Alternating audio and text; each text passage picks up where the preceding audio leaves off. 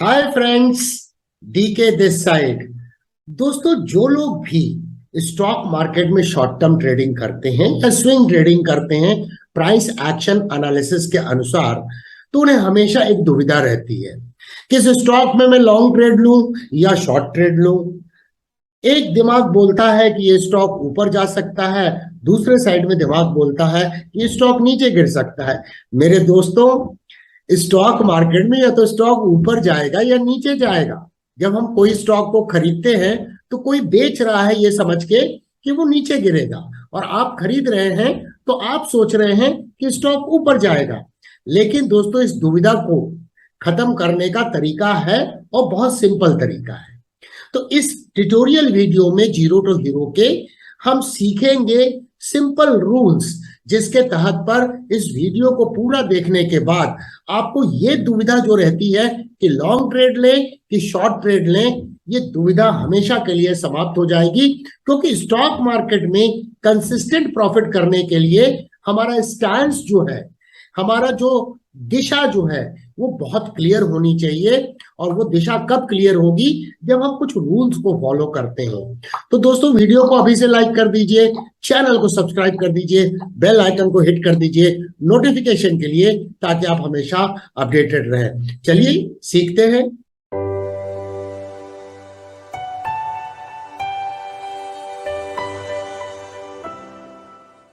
अब अगर आप स्टॉक मार्केट में ट्रेडिंग करते हैं तो एक बड़ी फेमस सेइंग जो है आपने सुनी होगी, ट्रेंड इज योर फ्रेंड।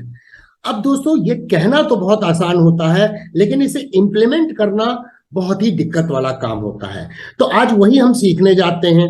अब दोस्तों, स्टॉक मार्केट में ट्रेंड्स कितने हो सकते हैं? या तो मार्केट अप ट्रेंडिंग होगा, डाउन ट्रेंडिंग होगा, या साइडवेज होगा। तो जब भी मार्केट अप ट्रेंडिंग है तो सपोर्ट से रेजिस्टेंस की तरफ में हमें प्ले करना है या टारगेट की तरफ में प्ले करना है, जो टेक्निकल एनालिसिस के आधार पे हम निकालते हैं।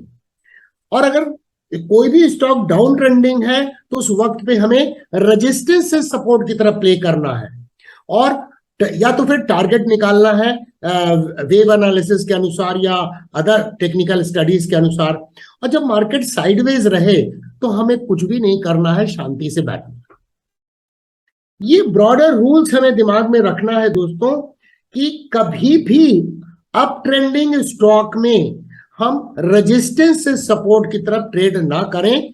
हम कहीं ना कहीं अपने सक्सेस रेट को, अपने विनिंग रेट को कॉम्प्रोमाइज करेंगे, क्योंकि हम काउंटर ट्रेंड ट्रेडिंग करने लगेंगे। और जब भी मार्केट डाउन ट्रेंडिंग रहे, कोई स्टॉक डाउन ट्रेंडिंग रहे, तो उस वक्त पे हमें विचार भी नहीं आना चाहिए कि हमें इस समय पे लॉन्ग ट्रेड इनिशिएट करना है।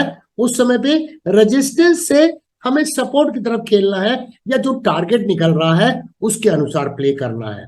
और जब भी साइडवेज मार्केट रहे तो वो धैर्य होना चाहिए, वो पेशेंस होना चाहिए, शांति से मार्केट में बैठने का। तो वैल्यू एरिया में जब भी प्राइस आती है, चाहे वो अप ट्रेंडिंग मार्केट हो चाहे वो डाउन ट्रेंडिंग मार्केट हो, तभी ट्रेड को इनिशिएट करने पे बेहतरीन रिस्क टू रिवार्ड रेशो मिलता है। दोस्तों, मैं आशा करता हूं कि आप जीरो टू हीरो के ट्यूटोरियल वीडियोस जो आपके चैनल पे हैं, सेपरेट प्लेलिस्ट है, तो उसके वीडियोस को एक एक वीडियो को स्टार्ट करके आप सीख रहे होंगे शुरू से अंत तक, ताकि सारे टॉपिक्स के ऊपर में आपकी पकड़ बन सके और ज्ञान हो सके और स्किल आ सके प्रैक्टिस करने के बाद। तो दोस्तों, चलिए अब समझते हैं कि किस तरह से हम मार्केट को अप ट्रेंडिंग है डिफाइन करेंगे और डाउन ट्रेंडिंग है डिफाइन करेंगे। क्योंकि ट्रेंड इज योर फ्रेंड कहना बहुत आसान होता है, लेकिन जब हम कुछ सर्टेन रूल्स को फॉर्मुलेट करते हैं और उन रूल्स को अपने जीवन में उतारते हैं, तब जाके हम कंसिस्टेंट प्रॉफिट स्टॉक मार्केट में कर पाते हैं।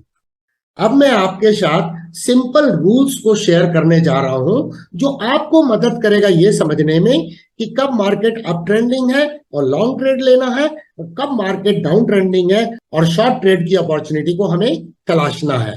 तो सिंपल रूल्स क्या है दोस्तों, कि जब भी EMA 55 SMA 144 के ऊपर है प्राइस चार्ट में, और दोनों के स्लोप अपसाइड है, तो उस समय पे हमें हमेशा लॉन्ग ट्रेड की अपॉर्चुनिटी को तलाशना है।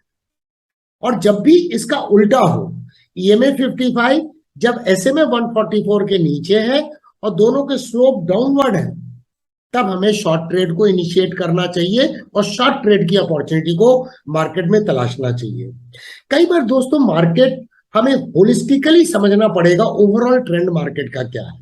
शॉर्ट टर्म बेसिस में तो कई बार EMA 21, EMA 55 को क्रॉस अंडर कर जाते हैं या क्रॉस ओवर कर जाते हैं, तो उससे मार्केट के शॉर्ट टर्म ट्रेंड का पता लगता है, लेकिन उसमें एक अच्छे ट्रेड की अपॉर्चुनिटी मिलती नहीं है, और मिलती है तो धोखा होने की संभावना काफी बढ़ जाती है। तभी तो दोस्तों इन रूल्स को हम फॉलो करते हैं, तो ट्रेंड इज योर फ्रेंड के जो कॉन्सेप्ट है उसको इंप्लीमेंट करने में हम सफल हो पाते हैं। तो मैं आशा करता हूं कि जो भी स्टॉक मार्केट के बिगिनर्स हैं वो इस सिंपल रूल्स को दिमाग में जरूर रखेंगे और उसी दिशा में फिर ट्रेडिंग अपॉर्चुनिटी को तलाशेंगे जब भी वो स्विंग ट्रेडिंग करते हैं, प्राइस एक्शन एनालिसिस करते हैं। तो दोस्तों वीडियो को लाइक करना नहीं भूलिएगा और चैनल को सब्सक्राइब कर दीजिए। चलिए अब स्ट्रेट अवे प्राइस चार्ट में चलते हैं, जहां एक एग्जांपल के माध्यम से long trade and short trade की कंडीशंस को प्राइस चार्ट में देखते हैं और फिर संभावनाओं को तलाशते हैं कि किस तरह से इन बातों को हम एक्चुअल मार्केट कंडीशन में इंप्लीमेंट कर सकते हैं।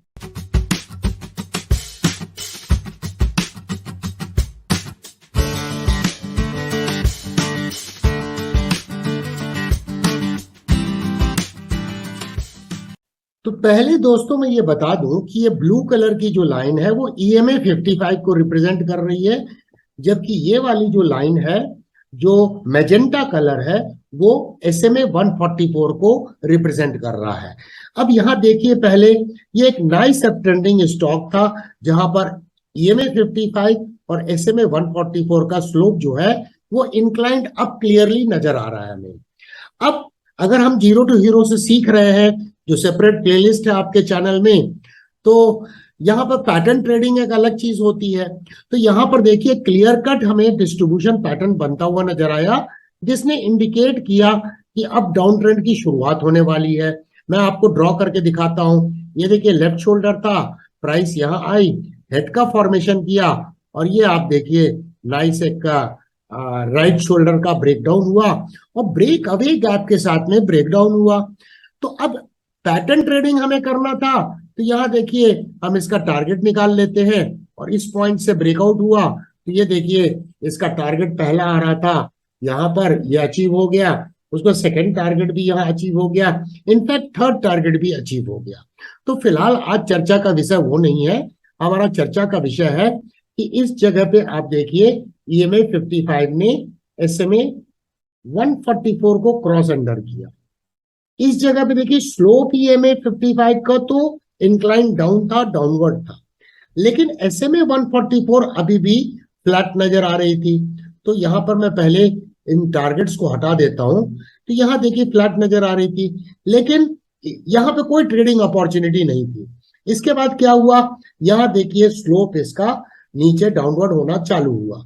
तो हम बोल सकते हैं वर्चुअली कि जो इसमें अपॉर्चुनिटी मिली इस पॉइंट के बाद में मिली जब ये स्लोप डाउनवर्ड हो गया।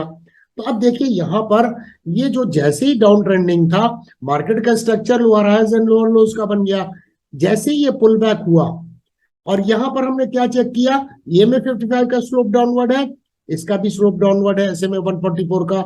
और यहाँ पुल बैक के बाद में जैसे ही यहाँ पर एक वन ब्लैक क्रो कैंडलस्टिक का पैटर्न का फॉर्मेशन हुआ, तो हम यहाँ पर एक बाय लिमिट स्टॉप ऑर्डर डाल सकते थे इसके लो के नीचे।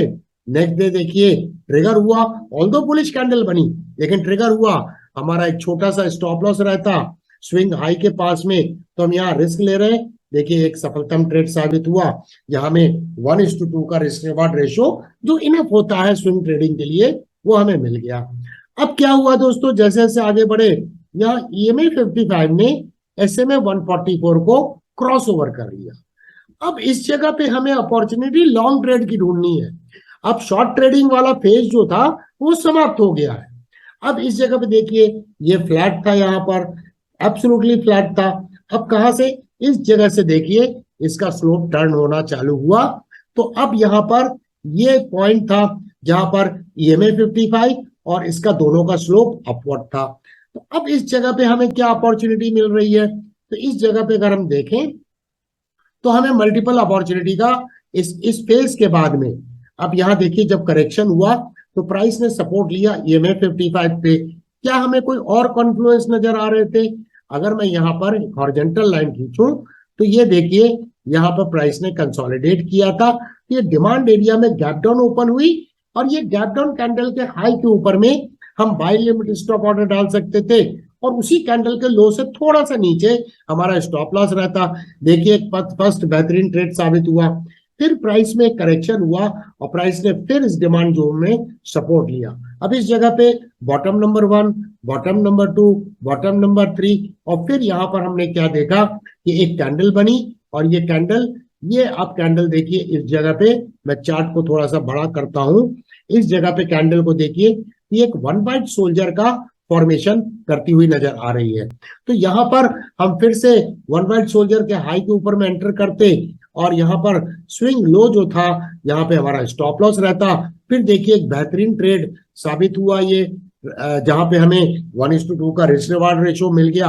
अगर इस जगह पे हम चाहते तो यहाँ पर हम टारगेट भी निकाल सकते थे कि किस तरह से टारगेट निकल के आएंगे।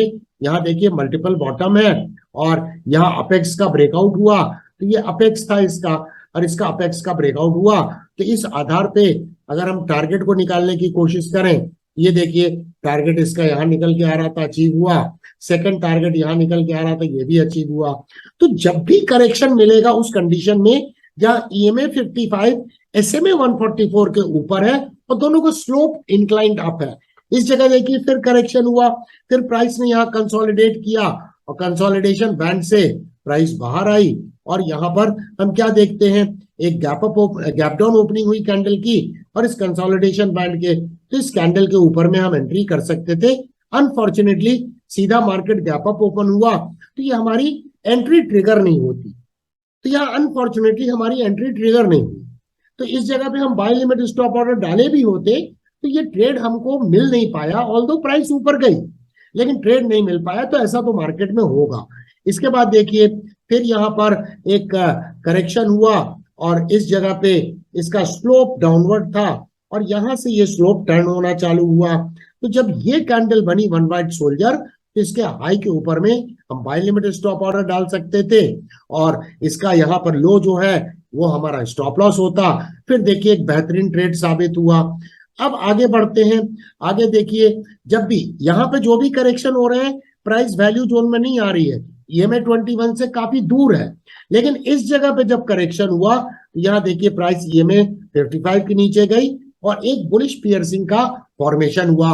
तो हम बुलिश पियर्सिंग के हाई के ऊपर में या प्रायर कैंडल के हाई के ऊपर में एक ऑर्डर डाल सकते थे। ये ट्रेड भी एक प्रॉफिटेबल ट्रेड साबित हुआ। इसके बाद यहाँ पर देखिए, यहाँ पर फिर से हमें एक डिस्ट्रीब्यूशन पैटर्न मिला, मल्टीपल टॉप का फॉर्मेशन है और ये यहाँ पर इसका अपेक्स था, इसका ब्रेकडाउन हुआ और ये डाउन ट्रेंड में आ गया क्योंकि डिस्ट्रीब्यूशन पैटर्न का ब्रेकडाउन हुआ इस जगह पे। तो अब इस जगह पे हमें कोई ट्रेड की अपॉर्चुनिटी नहीं थी, लेकिन इस जगह पे क्या हुआ, यहाँ पर देखिए मैं वर्टिकल लाइन खींचता हूं, यहाँ पर EMA 55 ने SMA 140 को क्रॉस अंडर किया और दोनों को स्लोप डाउनवर्ड हो गए। तो अब इस लाइन के बाद में हमें शॉर्ट सेलिंग की अपॉर्चुनिटी ढूंढना है। अब देखिए मैं एक ही चार्ट में सब कुछ एक्सप्लेन कर रहा हूं। यहाँ पे प्राइस नीचे गई, प्राइस ने कंसोलिडेशन किया और ये पुल बैक किया। क्या यहाँ हमें ट्रेड लेना चाहिए या हमें ट्रेड नहीं लेना चाहिए, क्योंकि प्राइस कहीं ना कहीं EMA 55 से दूर है और SMA 144 EMA 21 के ऊपर है, तो हमें इंतजार थोड़ा सा करना पड़ेगा। फिर जब ये पुल बैक हुआ, ये कैंडल देखिए इसका स्लोप भी डाउनवर्ड था, यहाँ स्लोप डाउनवर्ड था और वैसे भी जब ये कैंडल बनी थी तो इसका स्लोप थोड़ा सा फ्लैटेंड था। तो यहाँ पर आप देखिए ये कैंडल बनी और यहाँ पर एक इवनिंग स्टार का फॉर्मेशन हुआ, फिर एक शॉर्ट ट्रेड अच्छा साबित हुआ। फिर क्या हुआ दोस्तों, फिर EMA 55 ने SMA 144 को यहाँ पे क्रॉस ओवर कर लिया, लेकिन यहाँ पर ट्रेड की अपॉर्चुनिटी इसलिए नहीं थी क्योंकि स्लोप इसका अभी भी डाउनवर्ड था।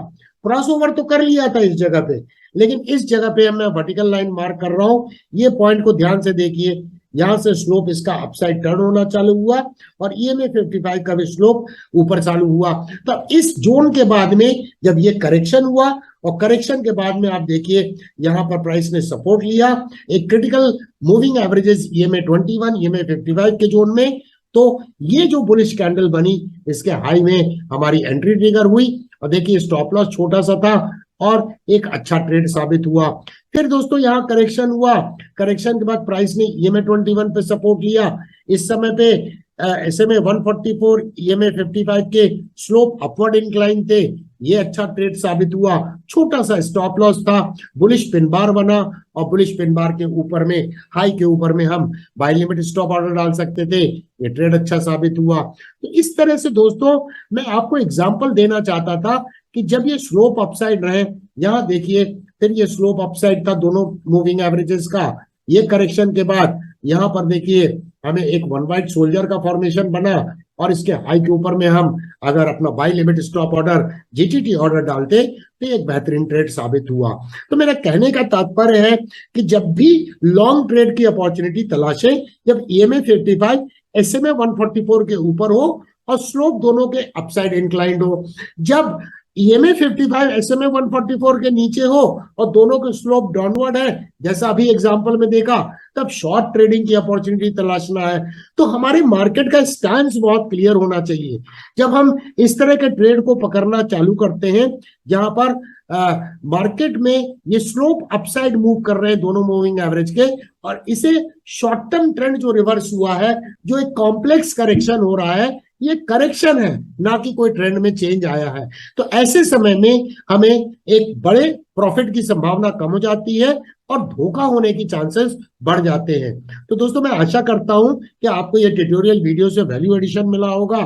ढेर सारे लाइक कीजिए वीडियो को, चैनल को सब्सक्राइब कीजिए, बेल आइकन को हिट कर दीजिए नोटिफिकेशन के लिए, ताकि आप हमेशा अपडेटेड रहें।